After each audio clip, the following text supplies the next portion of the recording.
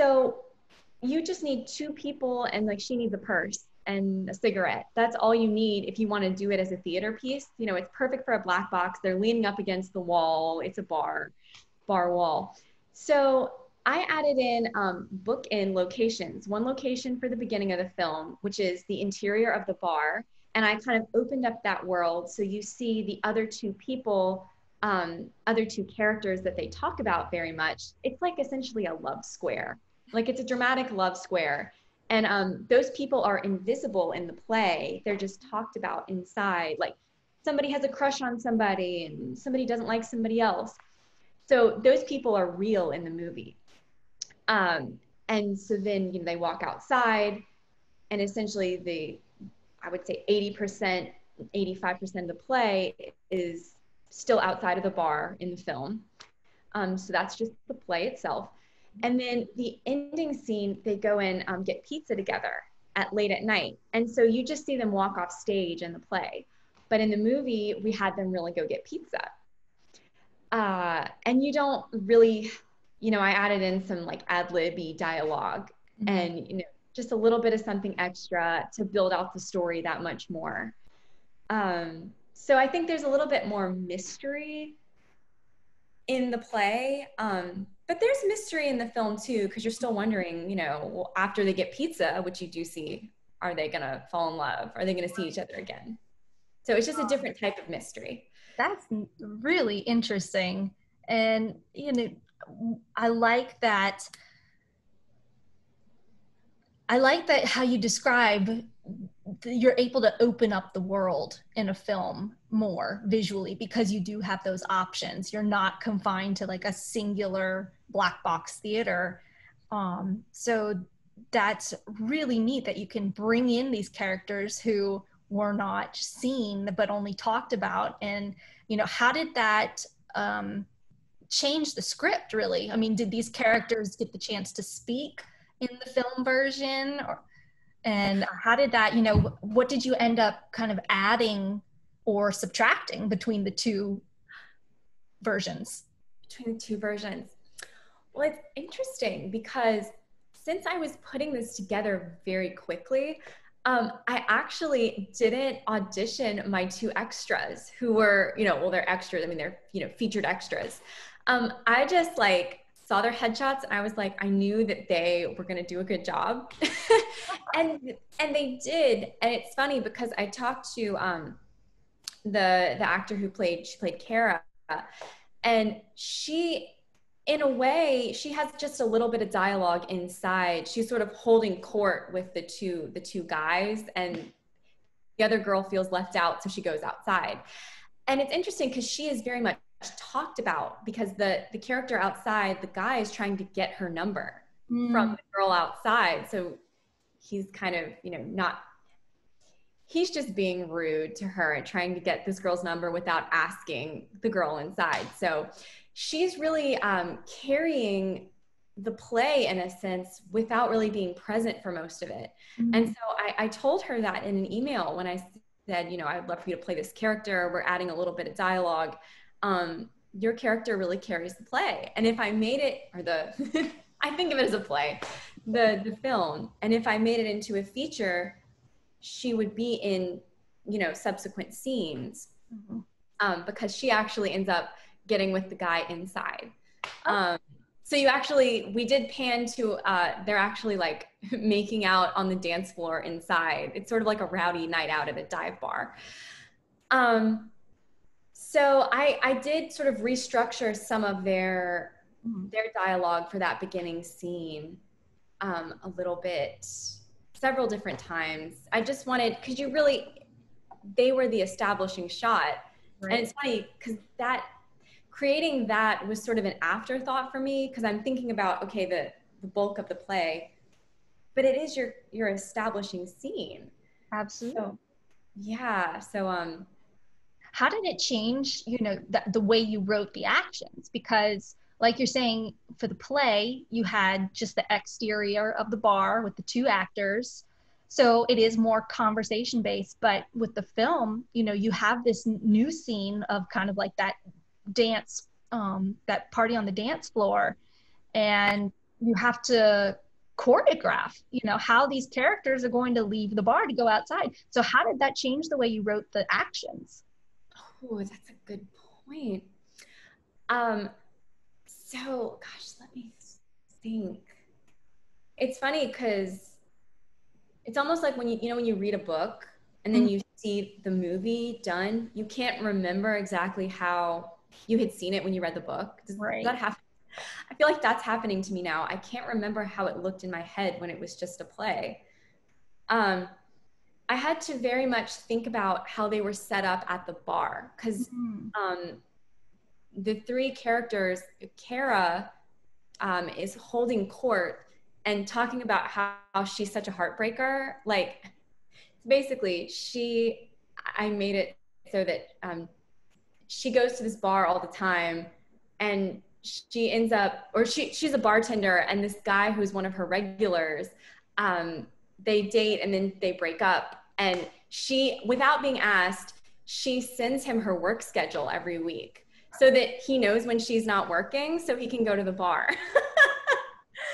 So she's just like, she's a heartbreaker and she knows she's a heartbreaker. And the guys love that, they think that's hilarious. And it makes them really attracted to her. Mm-hmm. And so, I had to think about, well, she's going to be sitting in a chair at the bar, at a bar stool, and the guys are going to be on either side of her standing because they're like on either side. And then Anne, who's the main character, comes up beside them on this side and like gets a shot and then runs outside. So I did kind of have to think more about, how are we going to choreograph that? And so the cinematographer had to set up his camera behind the bar and get it like from, as if right here is the camera and then here's the bar. So it's almost like he's the bartender. And actually, one of my favorite scenes in Fleabag is set up that way too. Just a 4-minute segment of them, and it's like from the bartender's standpoint. Oh, that's neat. Because that's another thing, yeah, you can play with in film is that point of view, the shot kind of a thing, and writing that. And that can be very expressive and, it works in a way, it creates visual interest that sometimes you don't have in on a stage because you don't have the frame that you're seeing things through. You have just the stage and everything's that establishing shot. Whereas with the cinematography, you can pinpoint, do you want a 2-shot? Do you want them together in a frame? Do you want them, the point of view with the depth of field? And, you can play with how all of that looks. And that's what I always loved about film was that, you just had so many possibilities in how you could shoot something. And so having written both styles, plays and screenplays, is there one that you prefer over another? Oh gosh, that is a good question. I think in a sense, it's easier to write for the stage because my mind, I'm always thinking like a producer, which means thinking low budget. And so I feel like almost the more parameters that you have, the more limitations you have, the more you can just accept those limitations and almost not be overwhelmed. So in a sense, it's easier to write for the stage because, you've got, if it's a black box, you got a back wall and you've got the floor and you have your entrances and exits.